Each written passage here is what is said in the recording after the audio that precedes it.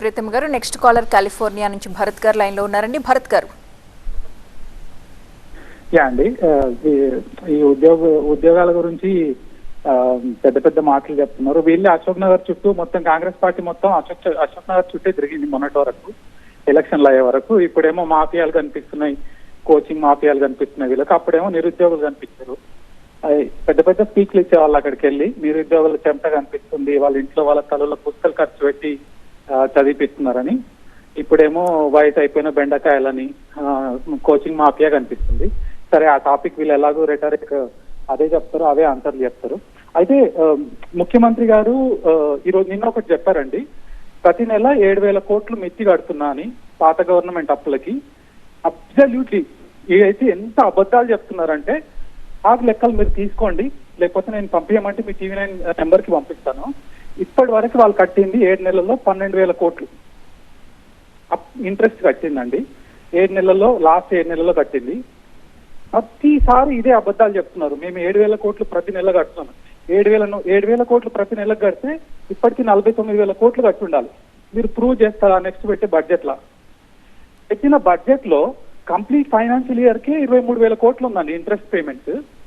వీళ్ళు 49,000 కోట్లు ఆల్రెడీ కట్టినామని చెప్తున్నారు.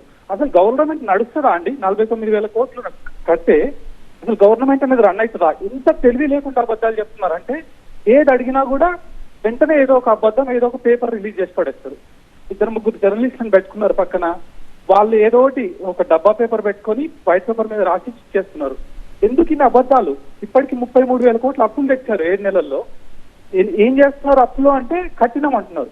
కడితే కార్డులు చూపించాలి కదా. మీరు కట్టిన నెంబరు 12,000 కోట్ల 300 కోట్లు అంతే. రైట్ భరత్ గారు. ఎందుకు అబద్ధాలు? ప్రతి దానికి ఎందుకు అబద్ధాలు? భరత్ గారు, ఓకే, అంటే కాలిఫోర్నియాలో ఉన్నారు మీరు, అంటే వాస్తవానికి ఇక్కడ ఏం జరుగుతుందో మరి మీకు తెలుసో లేదో తెలియదు. ఎస్, అశోక్ నగర్ చుట్టూ కాంగ్రెస్ పార్టీ తిరిగింది. రాహుల్ గాంధీ గారు కూడా అక్కడ ఉన్న నిరుద్యోగుల దగ్గరికి వెళ్ళి మాట్లాడినారు. అందుకే చిత్తశుద్ధితోని గత ప్రభుత్వం 10 సంవత్సరాల నుంచి జాబ్ క్యాలెండర్ విడుదల చేయలే, నోటిఫికేషన్స్ విడుదల చేయలే. ఒక్క నోటిఫికేషన్ మీరు చూపించండి, సగం గుండుకు ఇప్పుకొని తిరుగుతాం మేము. ఒక్క నోటిఫికేషన్ చూపించండి.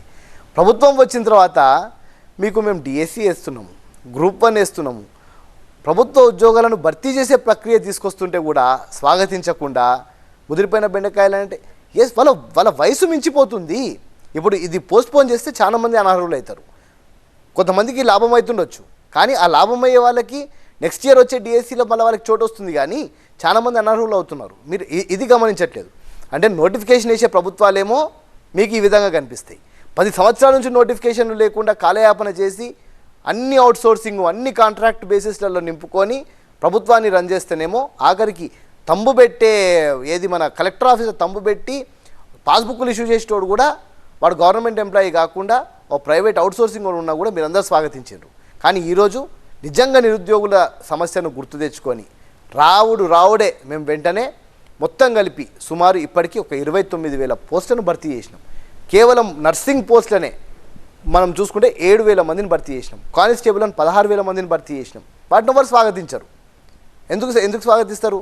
ఏదైతే కాలయాపన చేసుకుంటూ వస్తుందో, కోర్టు కేసులు ఉన్నాయి కాబట్టి మేము చేయలేమంటున్నామో అది మీరు చేస్తారు. దాని తర్వాత మీరు ఇంకో మాట అన్నారు, కేవలం మీరు కట్టింది ఇంతే అని. 6 లక్షల కోట్ల అప్పులు. అది నా బ్యాంకు కాదు, మీ బ్యాంకు కాదు, మన బ్యాంకు కాదు. వడ్డీలు తీసుకోకుండా ఉండడానికి, చేయడానికి గత ప్రభుత్వం అప్పులు చేసిపోయింది. ఎంత కడుతున్నాము, ఏంది, ఆర్థిక భారం ఎంత అవుతుంది అనేది పూర్తిగా ఫైనాన్స్ డిపార్ట్మెంట్ దగ్గర ఉంది.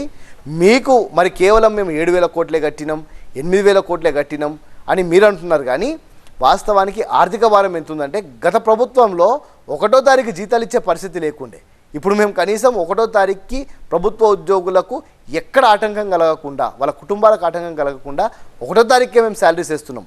ఎంత ఆర్థిక భారం కడుతున్నాము, ఏం చేస్తున్నాము, ఎక్కడి నుంచి నిధులు తెస్తున్నాము అనేది పక్కన పెడితే, మేము ఇంతవరకు భూములు అమ్మలే వాళ్ళు అమ్మినట్టు, మేము ఇంతవరకు ఏవి వేలం పాటేయలే, ఏ ప్రభుత్వ రంగ సంస్థలు అమ్మలేదు. అయినా కూడా ఆ ఆర్థిక భారాన్ని మోస్తున్నాము. తప్పకుండా పూర్తి స్థాయిగా వైట్ పేపర్ అనేది రాబోయే బడ్జెట్లో రిలీజ్ చేస్తాము. ఎంత వచ్చింది, ఎంత అప్పులకు పోయింది అనేది అది మీకు కూడా తప్పకుండా తెలుస్తుంది. భరత్ గారు, తప్పర్థం ఎప్పుడు కూడా చేసుకోవద్దు. ప్రభుత్వం వచ్చి 7 నెలలు అవుతుంది. ఈ 7 నెలల్లో అద్భుతమైన కార్యక్రమాలు చేస్తున్నారు కాబట్టి దాన్ని మీరు కూడా స్వాగతించాల్సిన అవసరం ఉంది. ఎన్ఆర్ఐ లేక